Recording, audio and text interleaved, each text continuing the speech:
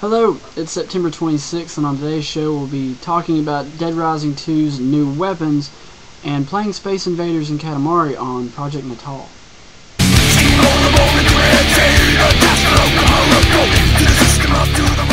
We've got a quartet of videos showcasing some of the new weapons in Capcom's Dead Rising 2, but only one of them really matters: the Rake shotgun.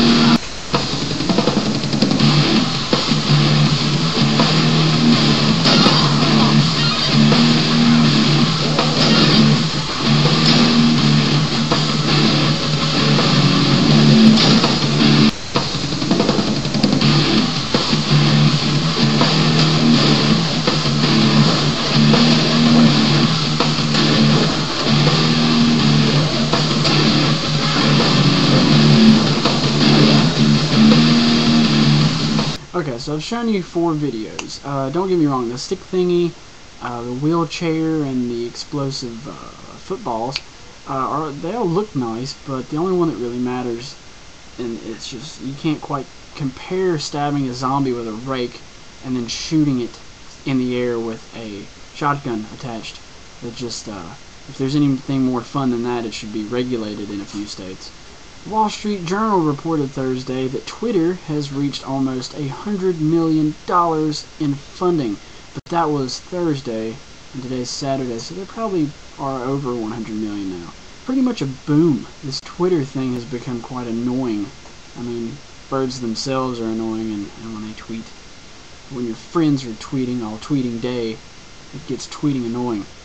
Twits. I know most of y'all are curious about Project Natal.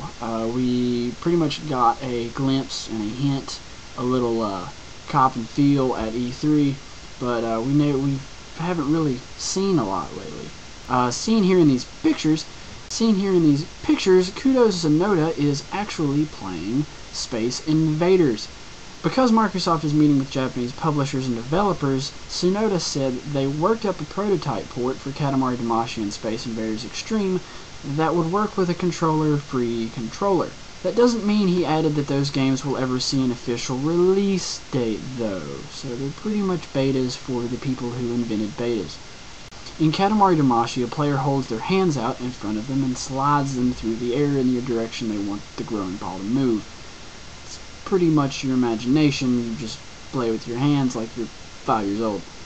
A player holds their hand straight out in the air and shifts the camera to the other side of the ball and starts moving in that direction. It's pretty self-explanatory. I mean, if you have a brain and eyes and hands, you can play Natal. It sucks though, because Microsoft is not really selling to blind people without hands. You're losing a very, very big basis for profit. On to the basis of what today's show will be entailing: Borderlands. I wanted to talk about this game a little bit later, but seeing how it got pushed up to October 26th as a release date, I'm going to talk about it now. Being published by Gearbox Studios, and if you haven't known Gearbox, they created Half-Life and Brothers in Arms, are coming out with this game. Now, I'll be honest with you, the first time I saw this game, it looked really cool on paper, like a magazine. I really thought it was nice. But then when I saw the trailer for it, it looked completely different than what my mind had perceived the game would be. And I hated it. I didn't like how it looked. 3D graphics, it looked kind of cartoony. It didn't fit with me. But now that I keep seeing videos and I'm getting into the story, I'm right back where I started. Well, to start off, Borderlands is pretty much a science fiction first-person shooter RPG, and that's a mouthful, but this game is definitely, one thing that I figured out is people who are used to the frantic first-person shooters where you walk over a gun and you pick it up, or you get ammo, You can't do that in this game. You have to actually look down and press a button and grab the ammo or the weapon. And that might be a little tedious for the, I'd say, I call them headache gamers. They run around and just pretty much make you sick if you watch the game, and sometimes I can be one of those people. The game will have 160 quests, varying in complexity and length, 30 of these being the main quest, and the other 130 being pretty much ones that you might be able to find, and some that will be hidden. Gearbox is actually trying to motivate the players in this game.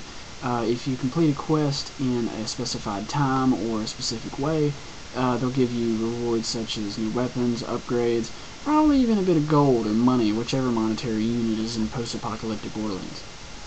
The game will also have a similar feature to Diablo's random level generation system. The system used in one akin to Diablo, a procedural content creation system, which will influence mainly the weapons seen in the game, but also to a lesser degree the in-game world and map. So pretty much however many times you play this game, it will be different.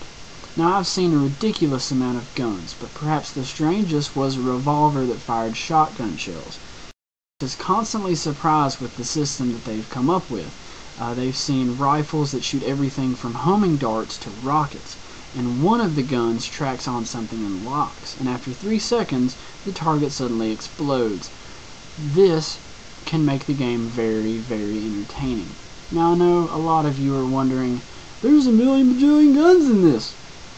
According to an undisclosed party, the total number of weapons in the game is 3,166,880. However, the developers have stated that there are over 17 million guns that they have counted. I would hate to have that job to count every gun in the game. At any time while playing Borderlands, a player can melee another player to issue a challenge. When the melee is returned, a 1 versus 1 duel starts. Players can also travel to arenas located at various locations in the game world.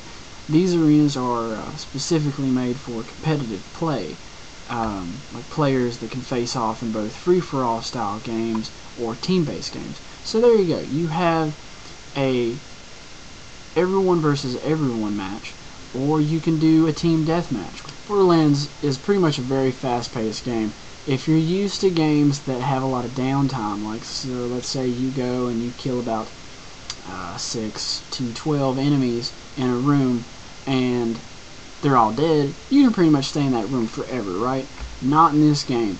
This game is so chaotic that if you stay in any one spot for too long, some enemy will come by.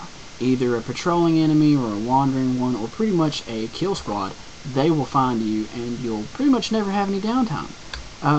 This ruins the game for trying to find out Easter eggs or trying to stock up on ammo that you've lost. The game will actually be on a day and night cycle system, so you won't be roaming the desert in the sun all day long every day you play this game.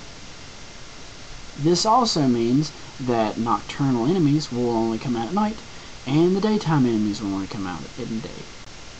Now, if you're wondering about multiplayer, the game has an online versus multiplayer with 2 players, and an online co-op multiplayer with 4 players. Well, that's it for today's episode. Just remember that Borderlands is out October 26th. Thanks guys for watching, and I will see you next time.